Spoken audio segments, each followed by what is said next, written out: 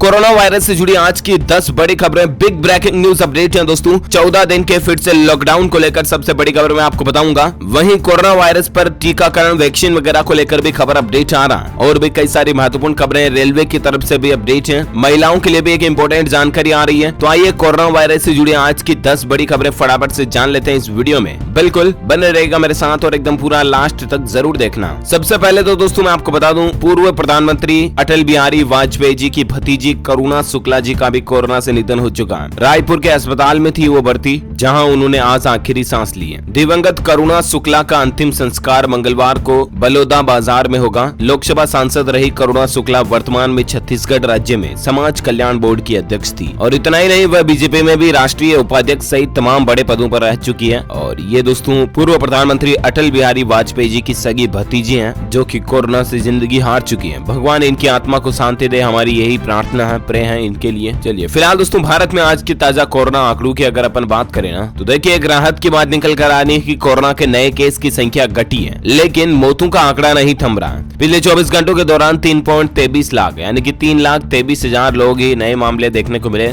जबकि इतने दिन 3,55,000 3,80,000 तक मामले जा रहे थे। राइट, अभी पिछले 24 घंटों में राहत की बात यह कि 3,23,000 नए बीमार हुए, लेकिन मौतों का आंकड़ा नहीं थम रहा। कोरोना के दैनिक मामलों में हल्की गिरावट देखी गई। 24 घंटों में इतने में नए मामले आए। भारत में कोरोना वायरस की नई लहर, दूसरी लहर ने तबाही मचा रखी है और इस महासंकट के बीच एक थोड़ी सी कुछ हद तक राहत की खबर आई है कि मंगलवार को देश में कोरोना के मामलों में कुछ हद तक कमी देखने को मिली है। तो इस महासंकट के बीच वाकई में ये छोटी सी बात भी एक बहुत अच्छी राहत की बात है। लेकिन पिछले 24 घंटों के दौरान अभी भी 2771 लोगों की मौत हुई, यानी कि मौतों का आंकड़ा कम नहीं हो रहा है। भारत में अभी कुल केस 1,76,00,000 से ज्यादा हो चुके हैं। कुल मौतों की संख्या 1,97,000 से ज्यादा हो चुकी है और भारत में एक्टिव केस की संख्या चल रही है 28,82,000 से भी ज्यादा। ठीक है ना, तो ये तो रहा कोरोना का ताजा डेटा। राइट, और एक खबर देखिए दोस्तों, महाराष्ट्र राज्य में भी शायद उद्धव ठाकरे सरकार की रणनीति काम कर गई, क्योंकि महाराष्ट्र से दोहरी खुशी देखने को मिल रही है और वो ये कि कोरोना के मामलों में बड़ी गिरावट देखने को मिली है। जहां कोरोना वायरस की दूसरी लहर की वजह से बीते 2 सप्ताह से अलग अलग राज्यों में मायूसी भरी रिपोर्ट सामने आ रही है, लेकिन इसी बीच महाराष्ट्र ने सोमवार को दोहरी गुड न्यूज दी। एक तो राज्य में कोरोना के नए मामलों में बड़ी गिरावट देखने को मिली है, साथ ही महाराष्ट्र की राजधानी मुंबई में भी संक्रमितों की संख्या काफी हद तक कम हो गई है। माना जा रहा है कि उद्धव सरकार द्वारा 1 मई तक लागू किए गए ब्रेक द चेन का असर दिखाई देने लगा। महाराष्ट्र राज्य में पिछले 24 घंटों के दौरान सिर्फ 48,700 ही नए मामले सामने आए, जबकि पिछले कई दिनों से ये संख्या रोजाना 60,000 से ज्यादा जा रही थी। रविवार को महाराष्ट्र में मृतकों का आंकड़ा 800 के पार पहुंचने के बाद एक दिन बाद ही मरने वालों की संख्या भी कम हो गई। तो ये महाराष्ट्र राज्य को लेकर भी एक राहत की बात है। राइट, चलिए फिलहाल बात करें अपन अगली खबर देखिए दोस्तों। पिछले 24 घंटों के दौरान 2.48 लाख मरीज ठीक हुए भारत में। ठीक है ना, और यह अब तक सबसे ज्यादा है। एक्टिव केस में सिर्फ 67,660 की बढ़ोतरी हुई, ये 14 दिन में सबसे कम है। ये भी आंकड़ा यही कहता है दोस्तों कि पिछले 24 घंटों के दौरान भारत में काफी राहत भरे आंकड़े देखने को मिले हमें। ओके,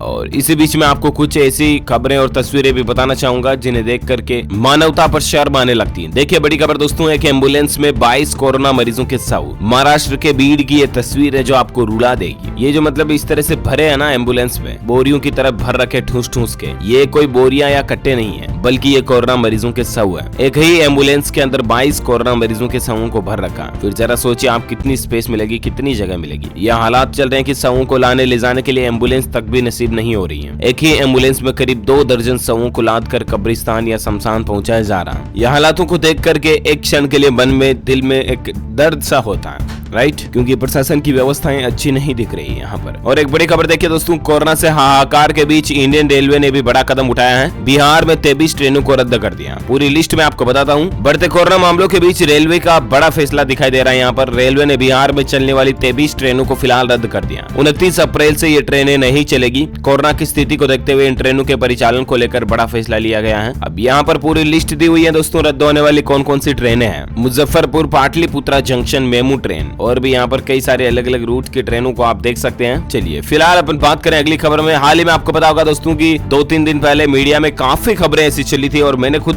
भी आपको बताई थी। अब मीडिया रिपोर्ट्स के आधार पर तो मैंने खबर बता दी थी आपको, लेकिन इस पर आज पीआईबी फैक्ट चेक का ये रिसर्च निकल कर आया जो देखिए, बीड़ी सिगरेट पीने वालों को कोरोना वायरस का खतरा कम है या नहीं, इसकी सच्चाई क्या है। ऐसा दावा मीडिया में काफी किया जा रहा है पिछले कुछ दिनों से। राइट, और मीडिया में खबरें थी, सभी जगहों पर चल रही थी, सो मैंने भी आपको बता दी थी। लेकिन अब यहाँ पर मैं आपको बता दूं PIB फैक्ट चेक की तरफ से हाल में ये दावा किया जा रहा है। देखिए दोस्तों, इसका क्लेरिफिकेशन जारी किया गया कि news reports claiming that CSIR has issued a press note titled CSIR study reveals smokers and vegetarians are less vulnerable to COVID-19 infection. That's fake. जी हाँ, इस पूरे पैराग्राफ का हिंदी में मतलब यही है दोस्तों कि PIB फैक्ट चेक का यह कहना कि हाल ही में मीडिया में इसी टाइटल से खबरें आ रही थी कि CSIR की स्टडी में इस बात का खुलासा हुआ है कि जो लोग शाकाहारी हैं या जो लोग स्मोकिंग करते हैं, बीड़ी सिगरेट पीते हैं, उनको कोरोना वायरस का खतरा कम है। ऐसी मीडिया रिपोर्ट आई थी, राइट? लेकिन ये फेक है। No such press note has been issued by CSIR। CSIR की तरफ से इस तरह का कोई भी प्रेस नोट जारी नहीं किया गया, ठीक है ना। ये PIB फैक्ट चेक की तरफ से क्लेरिफिकेशन जारी कर दिया गया, यानी कि ऐसा कुछ भी नहीं है कि वेजिटेरियन खाना खाने वाले यानी कि शाकाहारी लोग और जो स्मोकिंग करते हैं, बीड़ी सिगरेट पीते हैं, उनको कोरोना वायरस संक्रमण का खतरा कम हो जाता है। ऐसा कुछ भी नहीं है, ठीक है ना। तो फिलहाल आप ये मानकर चलिए कि इस तरह के दावों की सच्चाई बिल्कुल गलत निकली। अगली खबर देखिए, कोरोना का बढ़ता संकट, पंजाब केरल समेत कई राज्यों में कड़े प्रतिबंध लग चुके हैं। नई गाइडलाइंस भी जारी हो चुकी है। जी हाँ, ये कुछ पॉइंट्स देखिए आप दोस्तों। कोरोना के बढ़ते मामलों को देखते हुए पंजाब, केरल, कर्नाटक, आंध्र प्रदेश राज्यों ने कड़े प्रतिबंध लगा दिए हैं। नीति आयोग का भी ये कहना दोस्तों की अनावश्यक डर पैदा ना करें, इससे हालात सुधरने की बजाय और बिगड़ सकते हैं। यहाँ तक कि नीति आयोग के सदस्यों ने तो कल ये भी कहा था, आपको पता होगा, कि अब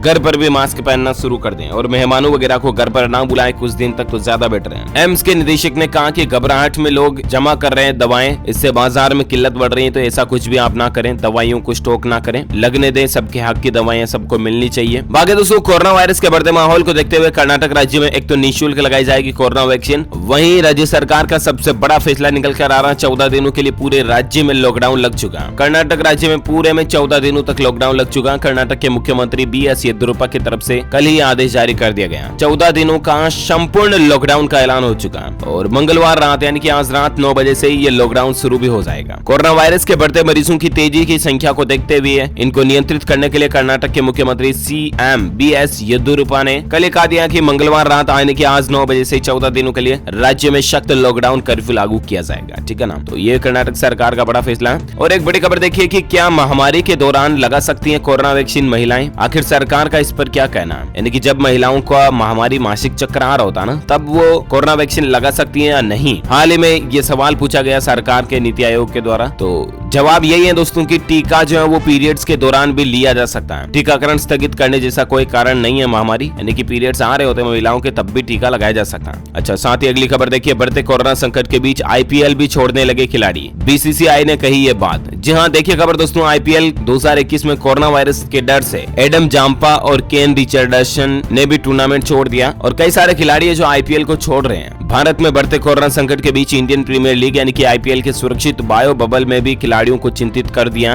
भारत के अनुभवी ऑफ स्पिनर रविचंद्रन अश्विन के अलावा कुछ और ऑस्ट्रेलियाई खिलाड़ियों ने IPL लीग को बीच में ही छोड़ दिया, जबकि BCCI का यह कहना है दोस्तों कि खेल जारी रहेगा। अब मेरे को भी एक बात समझ में नहीं आती दोस्तों कि क्या अभी इस बढ़ते कोरोना माहौल के बीच ये खेल खिलाना जरूरी है क्या? नहीं, बंदी कर देना चाहिए ना BCCI को, राइट? खैर, आपकी इस पर क्या राय है मुझे नीचे कमेंट करके बताइए। हालातों को ऐसे ही देखते हुए तो देखिए दोस्तों, चुनाव आयोग पर भी कल ही हाईकोर्ट ने सख्त टिप्पणी की और हाईकोर्ट का यह कहना है कि चुनाव आयोग पर हत्या का केस चले, क्योंकि उसके चलते ही कोरोना का विस्फोट हुआ। कल ही मद्रास हाईकोर्ट की तरफ से चुनाव आयोग पर ये सख्त शिकंजा कसा गया, क्योंकि चुनाव आयोग ना ही इन राजनीतिक पार्टियों को चुनावी रैलियां करने की इजाजत देता, तो शायद आज कोरोना की दूसरी लहर इतनी ज्यादा विस्फोटक न होती। मद्रास हाईकोर्ट का तो यह कहना है कि चुनाव आयोग के जो अधिकारी भाई लोग हैं उन पर हत्या का मुकदमा चलाया जाए, क्योंकि उन्हीं की वजह से सब कुछ हुआ। तो ये कुछ दोस्तों कोरोना वायरस को लेकर आज दिन भर की तमाम बड़ी खबरें और चर्चाएं, मुख्य समाचार, हेडलाइंस, न्यूज चल रहे हैं। वैसे आप मुझे कमेंट करके बताइए कि आप कौन से राज्य में रहते हैं, ताकि पर्टिकुलर मैं आपके राज्य के समाचार भी आपके मोबाइल तक पहुंचा दूंगा। और बाकी इस वीडियो को लाइक करना, शेयर भी करना अपने दोस्तों के साथ फेसबुक और व्हाट्सएप पर। लाइक और शेयर करने के बाद आप इस चैनल को नीचे लाल बटन दबाकर सब्सक्राइब भी कर लेना और पास में घंटी का बटन मिलेगा, उसको भी दबा देना। इससे होगा ये दोस्तों कि आपको रोजाना की ताजा खबरें और मुख्य समाचार तुरंत आपके मोबाइल पर मिलते रहेंगे। Thank you, take care, good bye, जय हिंद, जय भारत, वंदे मातरम।